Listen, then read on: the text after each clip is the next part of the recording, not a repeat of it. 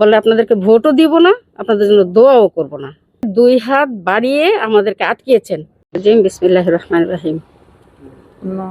আমি হচ্ছে শরীয়তপুর 2 আসনের ডাক্তার অধ্যাপক মাহমুদ হোসেন বকাউলের যিনি প্রার্থী, তার ছোট বোন মোর্শেদা হক পাপিয়া। তো আজকে আমরা আমাদের কর্মীদেরকে নিয়ে নির্বাচনী প্রচারণায় যাই। আমরা বাহেরহাট যে মাদ্রাসা আছে সেখান থেকে আমাদের নির্বাচনী কর্মীরা 2 ভাগ হয়।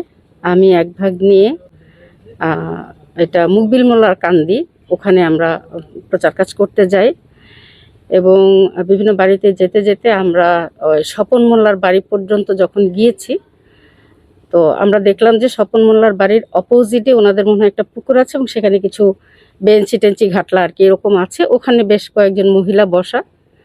তা আমরা ওই স্বপন মোল্লার বাড়ির গেটে যখন গিয়েছি ওনারা ওদিক থেকে আসলেন। তো আসলেন পরে আমরা সভাপতি যেহেতু মহিলা, আমরা মহিলাদেরকে দাওয়াত দিতে গিয়েছি, আমরা বললাম যে আমরা দাঁড়িপাল্লা মার্কার পক্ষ থেকে এসেছি এবং আমরা আপনাদের কাছে ভোট চাই। তো ওনারা খুবই ক্ষিপ্ত হয়ে উঠলেন যে এটা হচ্ছে ধানের শীষের বাড়ি, আপনাদেরকে তো ভোট দিবই না। তো বললাম ঠিক আছে, ভোট দিন না, তাহলে আমাদের জন্য দোয়া করেন। বলে আপনাদেরকে ভোটও দিব না, আপনাদের জন্য দোয়াও করব না। হ্যাঁ, তো ঠিক আছে, দোয়াও করবেন না, ভোট দিবেন না, ভালো কথা। তো এই পর্যায়ে ওনারা এসে আমাদেরকে মানে আমরা যেন আর পরবর্তীতে ওনার বাড়ির পরের কোনো এলাকায় আর না যায় সেজন্য ওনারা আমাদেরকে একদম পথ রোধ করে দাঁড়িয়েছেন যে আমরা হচ্ছে এই এলাকার সমাজপতি, আমি হচ্ছি সমাজপতিটা স্বপন মোল্লার ওয়াইফ হ্যাপি যিনি, উনি বললেন যে আমি হচ্ছে এই এলাকার সমাজ চালাই, সুতরাং আপনারা এর পরে আর যেতে পারবেন না। এবং ওনারা এরকম করে 2 হাত বাড়িয়ে আমাদেরকে আটকিয়েছেন আমরা যেন যেতে না পারি। তো আমরা বললাম আমরা তো ভোট চাইতে এসেছি, এটা তো আমাদের গণতান্ত্রিক অধিকার, আপনিও ভোট চাইতে যাবেন, এটা তো সমস্যা না। উনি কিছুতেই আমাদেরকে যেতে দিবেন না এবং এক পর্যায়ে ওনার ছেলের বয়সে এমন অ্যাগ্রেসিভ আচরণ করলেন ওনার সাথে, একই সাথে ওনারা আমার হাত থেকে আমাদের নির্বাচনী প্রচারণার যে স্টিকার ছিল সেগুলা কেড়ে নিয়ে গেল, আমাদের 2 বোনের হাত থেকে কেড়ে নিয়ে গেল। নিয়ে গিয়ে তো আমি বললাম আপনারা আমাদের স্টিকারগুলো কেড়ে নিয়ে যাচ্ছেন কেন, আমাদের নির্বাচনী প্রচারণা নিয়ে যাচ্ছেন কেন? বলে যে আপনাদের ওদিকে যাইতে হবে না। তা আমি বললাম যে ঠিক আছে, এটা তো আমাদের অধিকার, আপনি তো আমাদেরকে বাধা দিতে পারেন না, আপনি ভোট দিবেন না সেটা ভিন্ন, কিন্তু আপনি তো বাধা দিতে পারেন না। ওনারা বলেছে এরপরে একটু যেতে পারবেন না, আপনারা যেদিক থেকে আসছেন সেদিকে ব্যাক করেন। তা আমরা বললাম যে এই রাস্তা সরকারের, আমরা রাস্তায় হাঁটবো, আপনি তো বাধা দিতে পারেন না। এবং ওনারা একটা ছেলেকে দাঁড় করিয়ে রেখেছে যেন ভিডিও হয়, ভিডিও করতেছে ছেলেটা। আমি ঠিক আছে, আপনারা ভিডিও করছেন, এটা ফেসবুকে ছাড়েন। এখন কোনোভাবেই মানে এমন আচরণ করেছে যেটা আমি আমার এই জন্মে দেখিনি। মানে একটা মহিলাকে, একটা পুরুষ যে এই ধরনের অ্যাগ্রেসিভ আচরণ করতে পারে কোনো প্রতিপক্ষের সাথে, এবং আমরা পরিচয় দিয়েছি তো যে আমি মাহমুদ হোসেন বকাউলের ছোট বোন, আমি এসেছি প্রচারণা করতে। উনি তো একটা ক্যান্ডিডেটের বোনকে অন্তত সম্মান দেখাতে পারতো, উনি ভোট দেবেন না ঠিক আছে, কিন্তু উনি তো ভয় দেখাতে পারেন না। তো উনি আমাদেরকে যথেষ্টভাবে মানসিক হ্যারাসমেন্ট তো আছেই, মানে হাত ধরে উনি জিনিসপত্র নিয়ে গেছেন কেড়ে। তো এটা তো একটা শারীরিক হ্যারাসমেন্টেরও বিষয়। তো তখন আমরা বললাম যে আমরা এখানে যাব। তো এই যে ভয় দেখালেন, আমরা যদি ভয় পেতাম, ভয় পেয়ে ওই এলাকায় কাজ না করতাম, তাহলে আমরা মনে করেছি যে এটা একটা প্রতিষ্ঠিত হতো যে দাঁড়িপাল্লা মার্কার লোকেরা ভীতু এবং তারা ভয় পেয়ে কাজ বন্ধ করে দেয়, আর একটা নির্বাচন প্রক্রিয়া বাধাগ্রস্ত হতো।